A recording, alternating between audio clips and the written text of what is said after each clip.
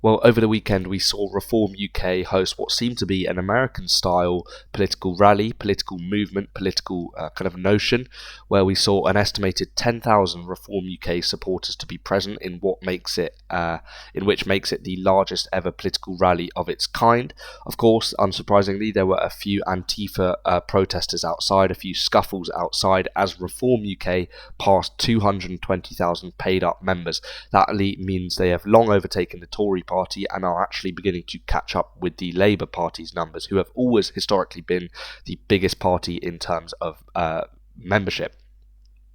I think much of this is because Reform is a party based on values and principle in an increasingly uni-party era.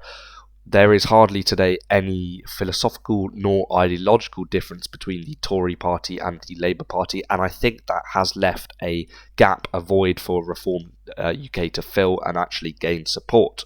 Napoleon said it himself, "Don't give me a good general, give me a lucky general," and I think that is the same as political opponents.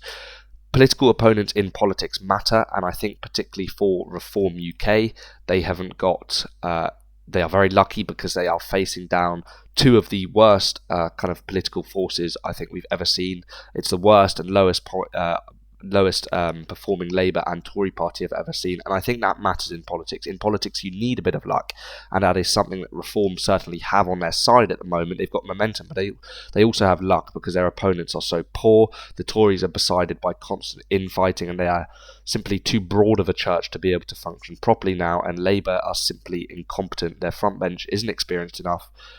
They were spent so long in opposition that they kind of, despite having the time to prepare, aren't really ready to govern. And so Reform have a bit of luck, they have the momentum, and it'll be interesting to see what they can do with both of those forces.